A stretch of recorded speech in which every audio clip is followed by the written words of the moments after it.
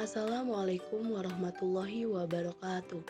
Perkenalkan, nama saya Putri Nuraini dengan NIM 0142 S1A0 20042 dari kelas 3B Prodi Administrasi Pendidikan STKIP Muhammadiyah Bogor. Video ini saya buat untuk memenuhi tugas individu mata kuliah Manajemen Perkantoran dengan dosen pengampu Ibu Resya Fahrunisa, MPD. Dalam video ini, saya akan menjelaskan tentang organisasi kantor dan konsep komunikasi kantor. Di sini saya akan menjelaskan terlebih dahulu pengertian organisasi kantor. Organisasi kantor merupakan suatu kolektivitas orang yang ada di lingkungan kantor, di mana aktivitas yang dilakukannya didesain secara sadar, terkoordinasi, serta diatur oleh para anggotanya dalam rangka mencapai suatu tujuan tertentu.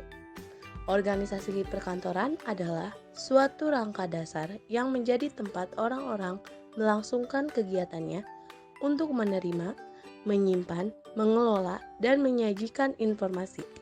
Selanjutnya, struktur organisasi. Struktur organisasi yaitu 1. Direksi, 2. Direktur utama, 3. Direktur, 4. Manajer, 5. Administrasi dan gudang, 6. Divisi. Tujuan organisasi kantor secara umum dibagi menjadi 3 bagian, di antaranya 1.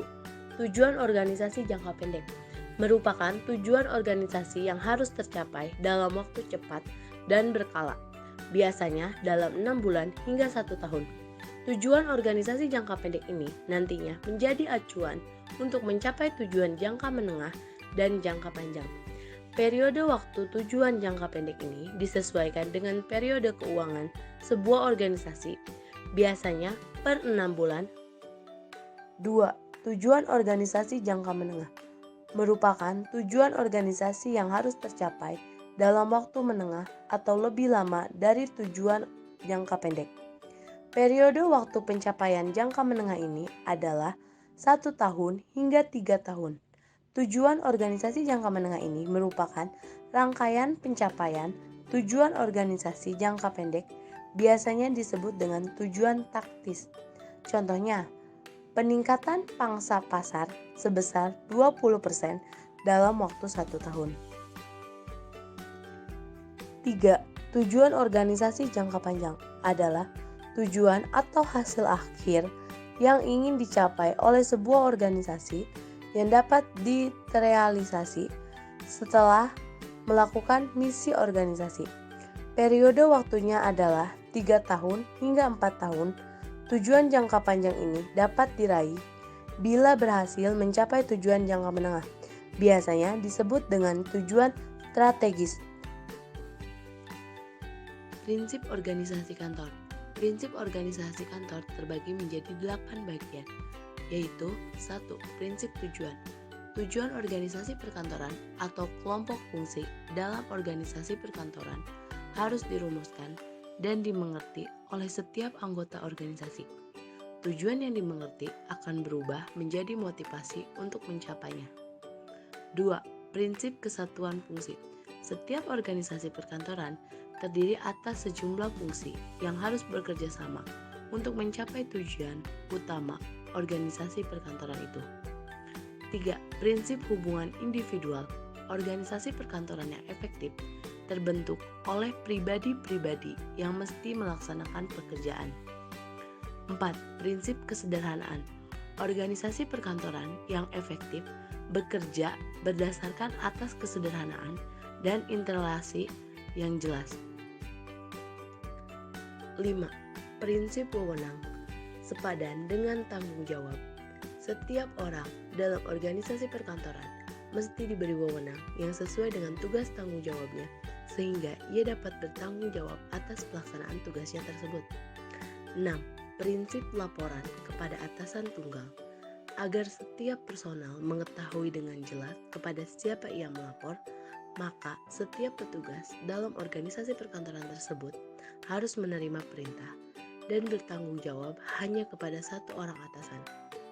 7. prinsip kepengawasan dan kepemimpinan. Kepemimpinan dan pengawasan yang efektif mesti ditegakkan sehingga tujuan organisasi perkantoran itu dapat tercapai.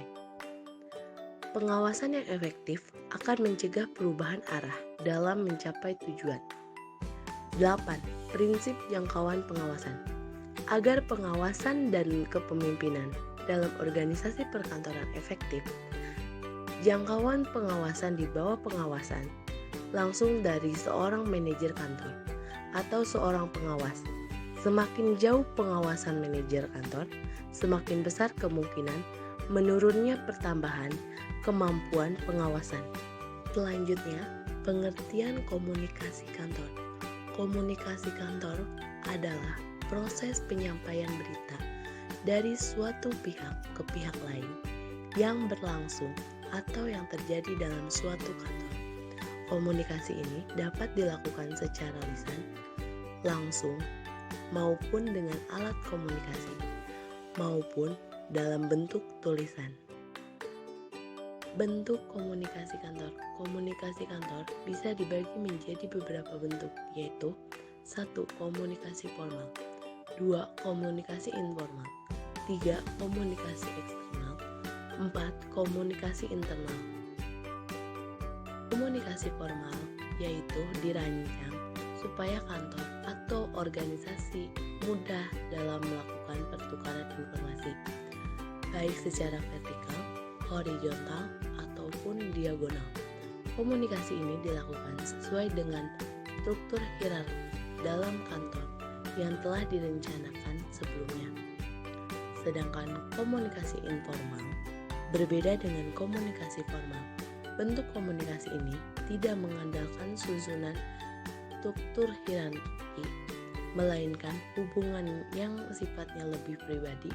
Bentuk komunikasi kantor ini tidak direncanakan, tetapi muncul dari interaksi sosial antar pihak atau pegawai kantor.